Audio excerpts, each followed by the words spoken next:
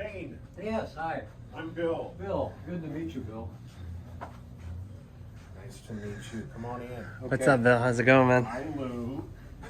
I didn't get your message until super late last night. That's cool, man.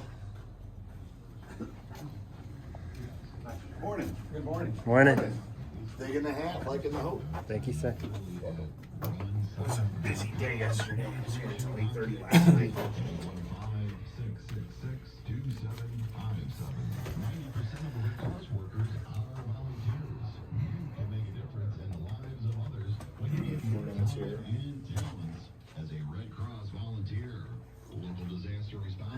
So it's 6 o'clock tonight.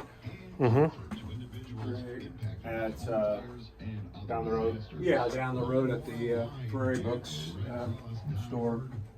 Prairie Fox. Prairie Fox, yeah.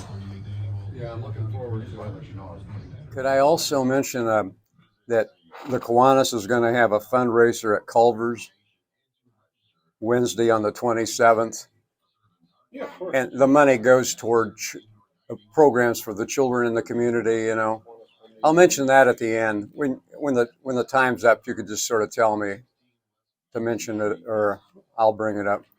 Thank you. Could I give you a copy of the book? Yeah. Thank you. Thank you. You're welcome.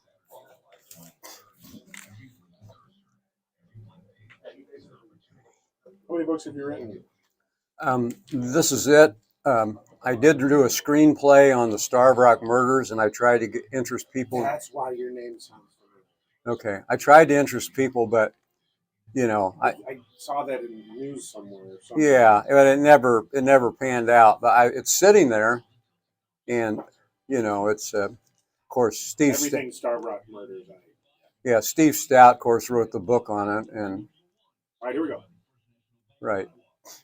This is a light subject, less dark. You know, it's probably better to concentrate on things like this.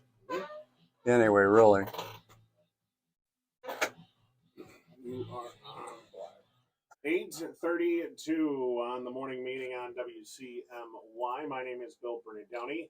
75 degrees at the moment in downtown Ottawa. Talking with author of Happiness Times 2, Live Each Day Like You're on a Vacation. Dane Wetmore. Dane, how are you? I'm fine, thank you, Bill, for having me on today. Get that mic right in front of you if you could. Right there, right in All front right, of you. okay, thank you. Thanks so much for taking the time. So, what's this all about? What's this book all about? Why write this? Why write this now? Well, the subject of happiness is, I think, of interest to everybody, and particularly now. For example, I read that in the year 2000, 82% of the population in this country were, quote, satisfied with their lives. At the present time, the figure is like 12 to 13%. So there's a lot of room for improvement in the way that people live their lives and the way that the country conducts itself. And but when the pandemic came along, I thought that's the last straw. I'm going to finish what I started back 40 years ago when I wrote the first section of this book, and I wrote it as a what you call a middle life, not necessarily a crisis, but the Greek philosopher Socrates said the unexamined life is not worth living, and another Greek philosopher said that happiness is the most important thing that we should all try to develop. Of course, he was talking about the upper class at that time, the educated people, but today I think it's for everybody. And so with that in mind, and after reading other writers, I came to the conclusion that there was a lot of work that could be done in this area. And for example, I've studied Henry David Thoreau for years, and he said that he'd never met a man that was fully awake. And a man who writes now named Les said that most people, or a lot of people, sleepwalk through life, and when they get to the end, they wonder how they got there. Well, I don't want to be one of those people that's laying on my deathbed thinking, oh my God, I missed the whole point of life. I didn't do this, I didn't do that. I want to be satisfied with what I did. And I want to feel that I lived to my full potential. And with that in mind, a lot of times we look at our ancestors and think we're the end product of this genetic thing that goes back hundreds of thousands of years. And either real or figuratively, they're encouraging us to do the best we can. We're the results of their work. So I want to be the best I can be. I mean, it may be limited, but I want to try to do that, and I want to encourage other people to try to reach for the stars and all this kind of, do the best you can in your life, and don't have regrets. Don't be looking in the past and being sad, and don't be worried about the future. Live in the moment and enjoy your life. That's some of the things that my book is about. There's more than that, but you mentioned kind of family history and the impact that has. I'm obsessed with my family history. I'm obsessed with it. I have my great grandfather was on the founding board of the Village of Naples. cool. Was first generation. My grandfather was first generation born in the United States. Cool. And just the impact that has had and the studying of that has had on my life, and it helped me kind of keep a more positive outlook on things. Mm-hmm. I think you have to find in your individual life, you have to find what works for you, find what fits for you, and do what makes you happy. That's right. That's right. And talking about going back, I say in the book, the odds of you and I being alive are probably 1 trillion to 1 or greater. Exactly right. Because all these breeding attempts and failures, all those billions and trillions of sperm cells that never amounted to anything, and then all of a sudden here we pop up. Anyway, the odds of that are so great. I mean, we've been given the chance to live a life in a world with all the beauty. We have our 5 senses. I mean, just imagine, for example, I say in the book, imagine that you were Helen Keller. You couldn't see, you couldn't hear, you couldn't talk. I say it would be like living in a coffin. And yet she found reasons to enjoy her life.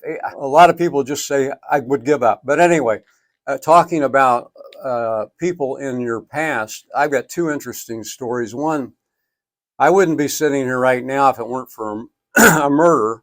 My grandmother down in the South, she was engaged to a man. He was a police officer, and he got in a shootout with a criminal, and they killed each other. Well, she couldn't marry him, so she married my grandfather, and that resulted in me, my father, my children, my grandchildren. And on the other side of the family, I went to a graveyard over in Indiana, and there were 2 large tombstones, 5 medium-sized tombstones, and 1 semi-large tombstone. The small ones back then, children didn't make it through childhood. A lot of times they die from various childhood diseases. The only survivor was this woman who was my great-great-grandmother. So here's 2 examples of how lucky, and just like I told my brother a few days ago, I said, you're my brother, but when my father and mother had you, you could have been a million different other people, the sperm cells. You're 1 out of a million. But I accept you as, you're my brother. Well, you could have been my sister. You could have been. So it's just amazing. We take all this for granted. And then a few other big numbers, for example, which bring everything down. I say in the book, I don't mention this in the book, but I think I've read that the universe is 650 billion light years wide. I can't fathom it. It's unfathomable. It's unfathomable. Right. And it's continuing to grow, continuing to Right. expand, as we learned recently with the James Webb Space Telescope. It's unbelievable. And a Right. similar story to yours, real quick. My grandmother's mother committed suicide. And she was put in foster care and was adopted by my great grandparents, a Steinbach family, local family going back a very long time. And I wouldn't be here if that awful thing didn't happen. Right. Assuredly. It's amazing. Another little fact that I've asked people and nobody seems to know the answer, and to me it's a failure of our educational system. But you look at the sun, and of course if there was no sun we wouldn't be alive. And the sun is one of what, millions of other stars and so on. But the how big is the earth compared to the sun? And people, well, I never thought about it, or they'll guess. The answer is you could put 1 million Earths inside the sun. Isn't that amazing? 1 million? Unbelievable. It is.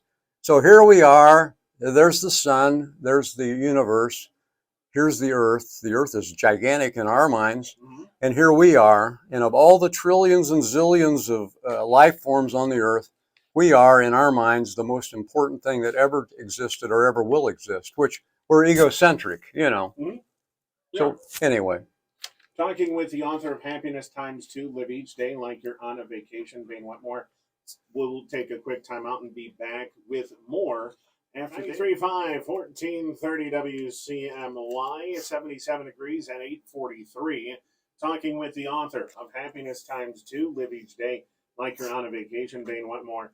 And Bain, you're going to be here in town later on tonight. So where are you going to be, and how can folks get a hold of this? Yes, I'm going to be giving a book signing at the Prairie Fox bookstore on LaSalle Street at 6 o'clock. There'll be some refreshments, and I hope that there's lots of people coming, but not, of course, too many, because I don't want to. There's room for like 40 people in there, and I'm looking forward to seeing a lot of friends that I haven't seen in a long time, and maybe meeting some new friends, and so that'll be a nice experience for me. And the book, one thing about it, it's in 2 sections, and like I said, I wrote the first section 40 years ago, and I was doing an inventory of my life, trying to decide if there were, going along with Socrates and examining my life, and there were things that I was doing that I knew weren't healthy, like smoking too much, drinking too much, and so I tried to stop that. Well, those are, particularly smoking, is such an addiction, it's difficult to kick it. And I did it over a period of time, but and then I would relapse and all that. And the drinking is the same thing, same way. And anyway, I'm happy to say that I completed that. And I was saying in the book, I probably would be in a nursing home now if I was still smoking. And the friends and people that I knew and associates that smoked, they're all dead now. They've been dead for quite a few years, and they're all dead, all the smokers. And so it's a definite negative thing, and we all know that, I think. But anyway, then the second half of the book, I began writing that when I heard that COVID was going to take over our lives in December of 2019. I thought, I'm not going to let this beat my self down into submission. I'm going to go ahead and do something positive with my life. I'm going to complete my book, which I think is worthwhile reading for people. I think it can help people. And so I thought, I'm going to do that, and this is what I did. And then I self-published the book, and it's available, on the internet, and it's available at the local bookstore here at the Prairie Fox. And I'm hoping that you'll buy it and that you'll enjoy reading it and you'll learn from it. And I learned writing, and of course I did it mostly for myself because I wanted to help myself, make myself happier. And I did learn an awful lot. There's a lot to learn. In the second section of the book, in the last 40 years, a whole new science has come up called the science of positive psychology. We can talk about that later, Bain Wetmore, the author of Happiness Times 2, Live Each Day Like You're on a Vacation. And at 6 o'clock tonight, Prairie Fox Bookstore, correct? Correct, uh-huh. And real quick, you're going to have a Kiwanis fundraiser coming up? That's right. The people in Kiwanis asked me to tell you that at Culver's Wednesday night on the 27th of July at 5 to 8 o'clock, if you'll come by and buy things from Culver's, and we'll deliver them to you, and they get credit. They get like 10 or 15% of the gross sales. So then that money goes into the community to help children's programs and scholarships for kids to go to college. So it's a good program, you know.